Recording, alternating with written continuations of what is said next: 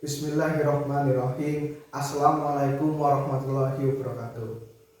Halo adik-adik, gimana kabar di rumah? Semoga kita semua senantiasa diberikan kesehatan dan diberikan kerahmatan sehingga kita bisa belajar dan terus belajar untuk mencari ilmu yang barokah dan manfaat.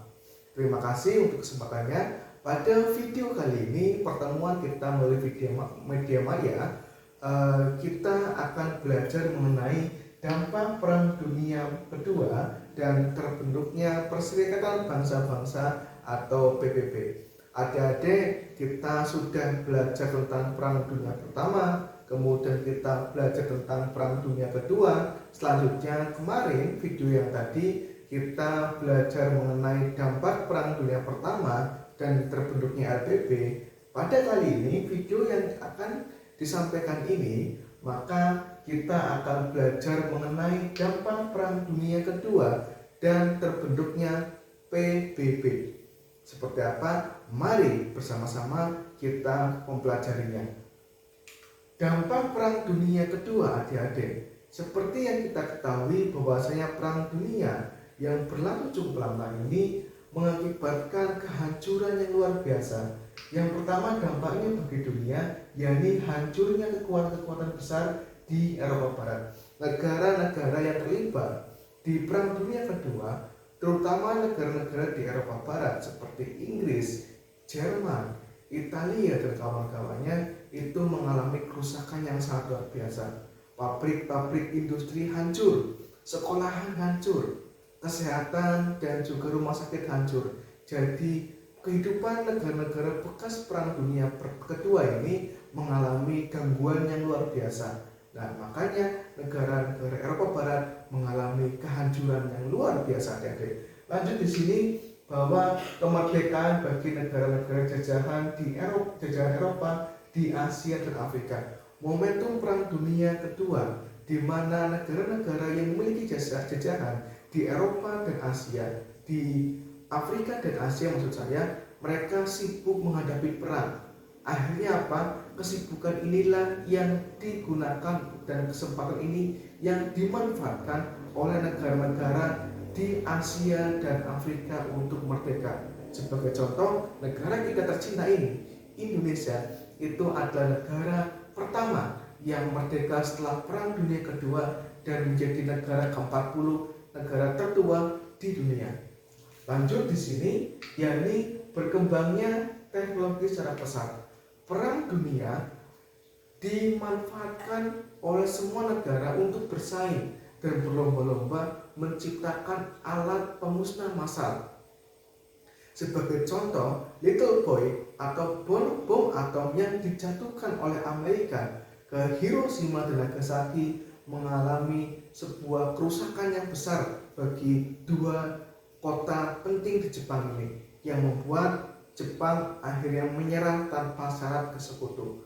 Inilah pentingnya sebuah perkembangan teknologi. Dan setelah ini pun, setelah Perang Dunia Kedua berakhir pun, perlombaan teknologi terus digaungkan dan dilaksanakan oleh negara-negara pemenang Perang Dunia Kedua ini.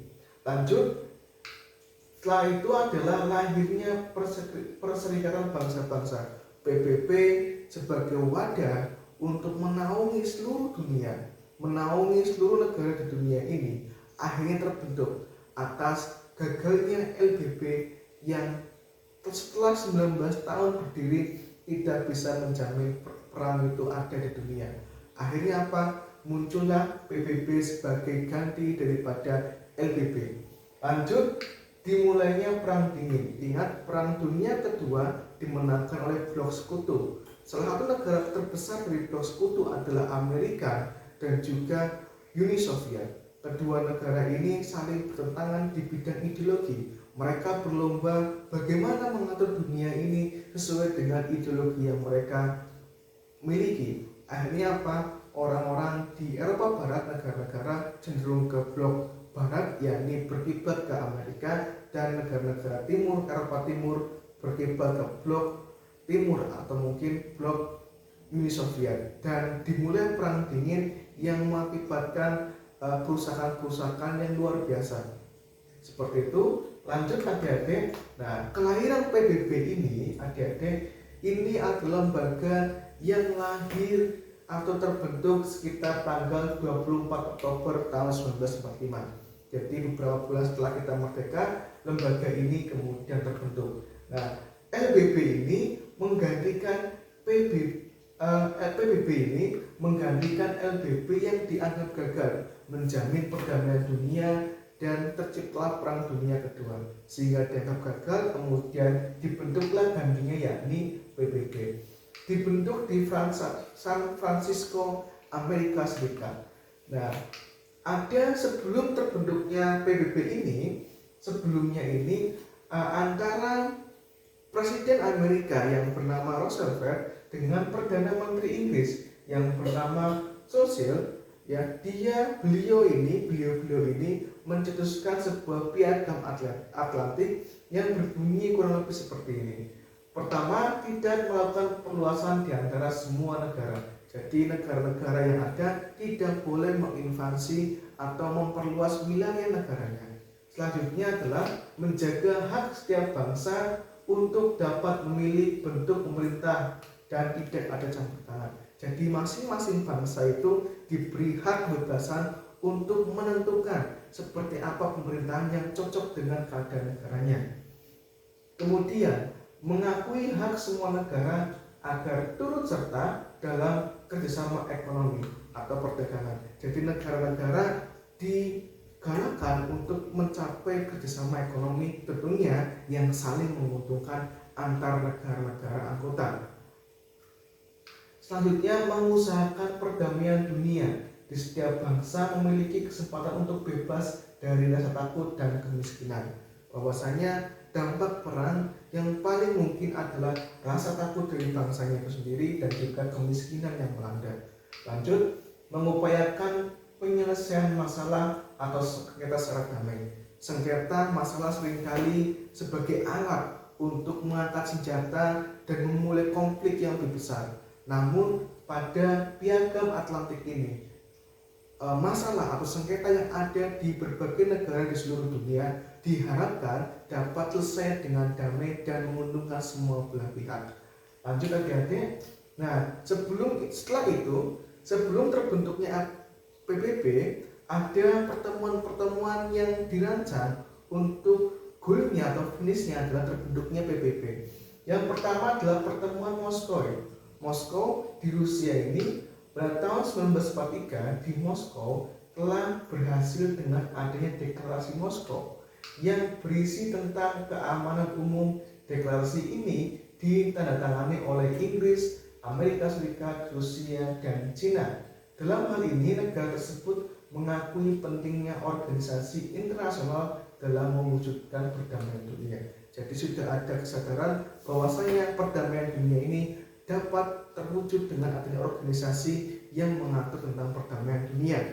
Lanjut adik-adik. Nah, ada konferensi Dumbarton Oaks pada tanggal 21 Agustus 1944 dilakukan konferensi Dumbarton Oaks yang diikuti oleh 39 negara dan bertempat di Washington DC, Amerika Serikat. Konferensi ini membahas rencana pendirian PBB. Setelah pertemuan ini telah dipersiapkan piagam PBB. Jadi pertemuan ini yang berlangsung di Washington DC, Amerika Serikat membahas tentang rencana pendirian PBB. Dan setelah inilah muncul piagam PBB sebagai landasan berdirinya PBB.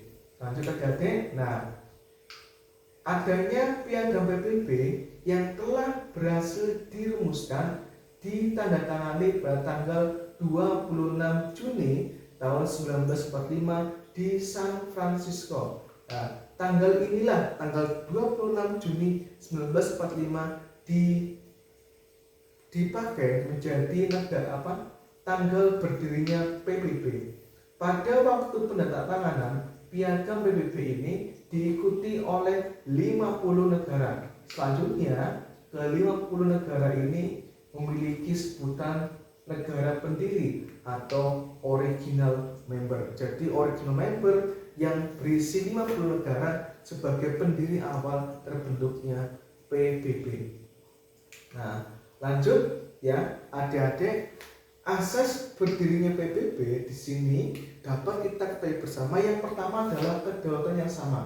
Jadi masing-masing negara itu mempunyai hak dan kewajiban yang sama sebagai anggota PBB. Yang kedua yakni memenuhi kewajiban, dan semuanya ini antara anggota PBB harus memenuhi kewajiban.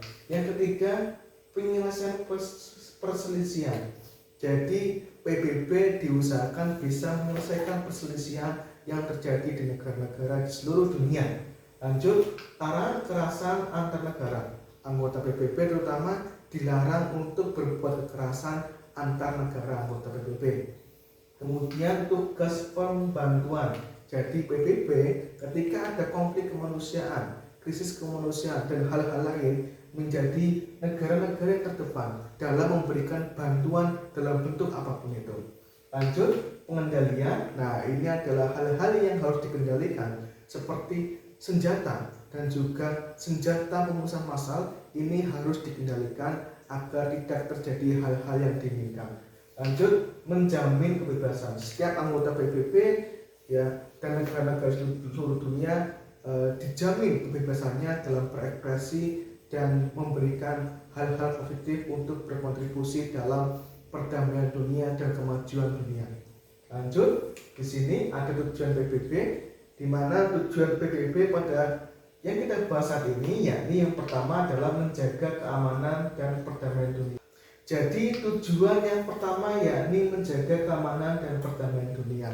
Ini adalah tujuan utama yang harus diwujudkan oleh PBB melalui negara-negara anggotanya. Tidak boleh melaksanakan perang sehingga terwujudlah perdamaian dunia.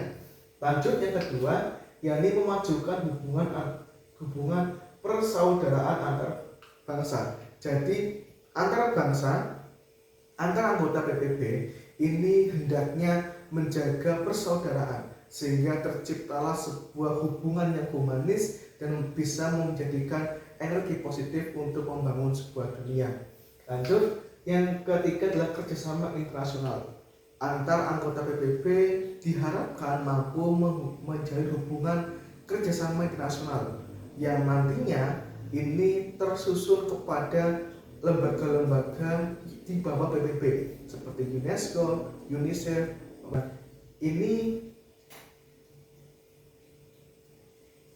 Ini diharapkan masing-masing anggota negara itu memiliki hubungan kerjasama yang saling menguntungkan antar negara. Lanjut, yang terakhir adalah perbantuan internasional. Jadi ketika ada krisis kemanusiaan ataupun bencana alam ataupun yang lainnya, PBB melalui negara-negaranya diharapkan menjadi ujung tombak dalam memberikan bantuan internasional. Seperti itu adik-adik ya, pembelajaran kali ini tentang dampak Perang Dunia Kedua dan juga berdirinya PBB. Terima kasih telah menonton video ini. Jika ada kritik, saran, masukan, dan lain sebagainya, pertanyaan ataupun yang lain, silakan adik-adik masukkan itu dalam kolom komentar. Nanti akan saya baca dan saya bahas satu-satu. Terima kasih. Terima kasih. Sekian dari saya. Ada kesalahan, mohon maaf. Wassalamualaikum warahmatullahi wabarakatuh.